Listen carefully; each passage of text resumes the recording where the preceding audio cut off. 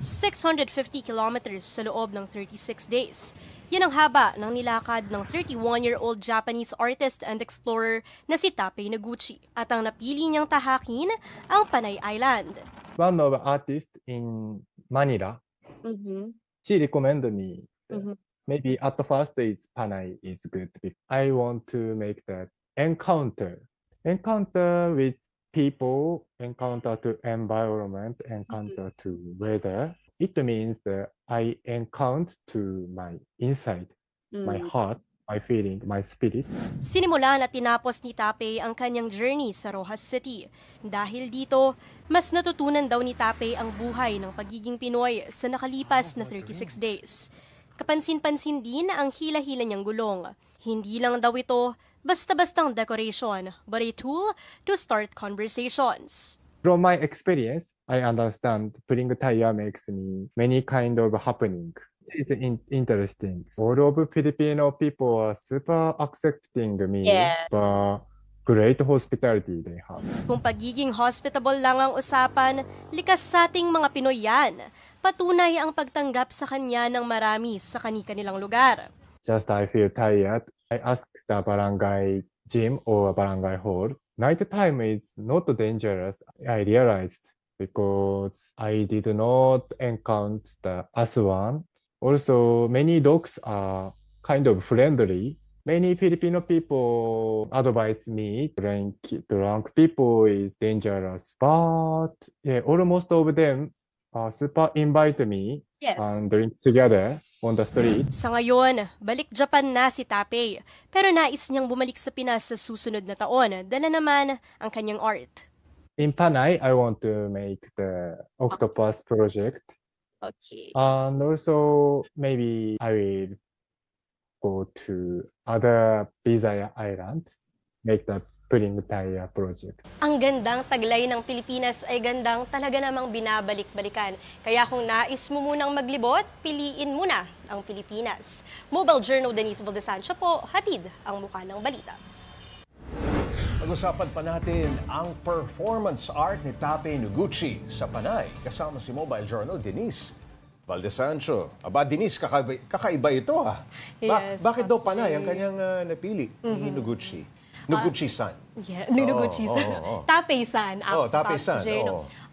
Initially, gusto ni Tapei-san na Bisaya, around the Bisaya. Okay. Tapos, kwento niya nga, Pops J, meron siyang nakilalang kaibigan, artist din na Filipino, nirecommend sa kanya, magpanay island ka, Tapei. Dahil, aside sa shape, maganda yung shape ng Panay Island. Yung kultura nito at napakalaking city na bagay para sa art na ginagawa ni Tapei. Kaya Panay Island. Kasi medyo pabilog din yan. Kaya mong libutin yan eh. No? Oo, yung mga major provinces. Di rin siya natakot. Nabigla siyang pagtripan sa kalsada. Lalong-lalo na, dala niya yung kanyang mga parapernalya. Pops J, nakwento niya kahit gabi, naglilibot si Tapei. Pero may schedule naman siya, usually umaga, tapos hapon, pahinga, tapos papahinga na talaga siya ng gabi. Pero may mga pagkakataon no gabi. Tapos, tinatakot siya, Pops J, no, mga lokal sa Panay, mag-ingat ka sa mga lasing, o kaya mga aswang, ganyan. At saka, syempre, delikado sa daanan. Pero kalauna naman, Pops J, nakita niya, safe naman. Yung mga nakabantay doon na aso. Tapos, nakausap ko rin sabi nga niya, yung hospitality ng mga Pinoy. Yes, Pops J. Sobrang warm daw yung mga tao sa kanya. Proud tayo dyan, Pops J. Hospitable talaga tayo. Sabi ng kaibigan ni Tapei, nakausap ko, nakatulong siguro no, na nag-viral talaga tong si Tapei. Talagang ang daming post about kay Tapei. So, nakilala siya ng mga lokal doon, ng mga tao doon. Lahat sobrang inviting. Denise, first time ba ni Tapei dito sa Pilipinas o nakapasyal na siya before? Actually, Pops, hindi niya na-disclose, pero babalikan niya ang Pilipinas. Okay. Oo. Ilang beses niya na itong ginawa, itong kanyang performance art, yung paglalakad sa isang lugar?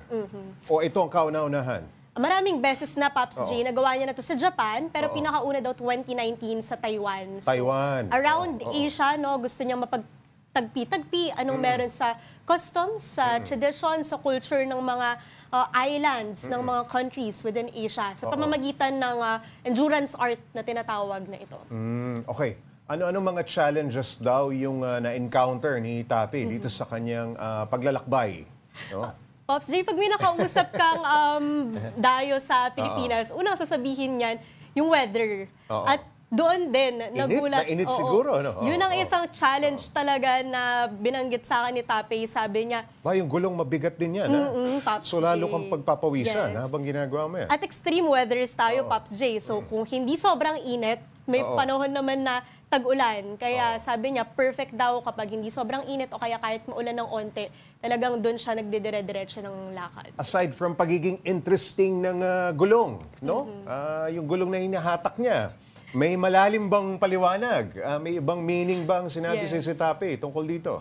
Pops J, ang una namang maiisip na makikita mo, naglalakad. Tapos, ba't may gulong? Ayun, bit, para saan to? Para saan yung gulong? Magtatanong ka na kagad. Mapapaisip ka. At yun yung goal ni Tapey, Pops J, to make conversations. It's as simple as to create conversations. Kasi sabi nga nung kaibigan ni Tapey, ano nga ba namang sense makikita mo lang naglalakad lang siya?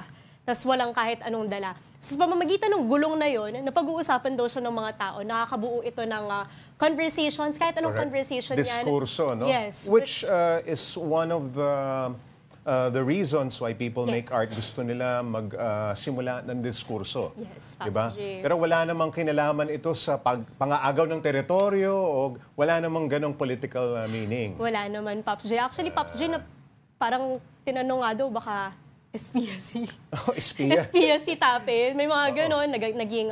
Sa farm din siya pinalaki. Oo, sa farm din ba siya? Oo, O kaya oo. may mga meme din, Pops J, na nabuo sa kanya. Ang dami na ring vloggers na kumakausap sa kanya. Isa pang naging challenge sa kanya, ang daming napapatigil siya sa journey niya kasi marami nagpapapicture, Marami lumalapit. nakikipagkwentuhan at tinatanong, di ba? Yes, bakit Pops J. yung gulong na yan hinahatak niya? Okay. Akala ko kung bakit gulong ang kanyang hinahatak, kasi palagi siyang tired. Ay, Okay, Pops J, okay. Maraming salamat, Mobile Journal, Denise Baldasancho.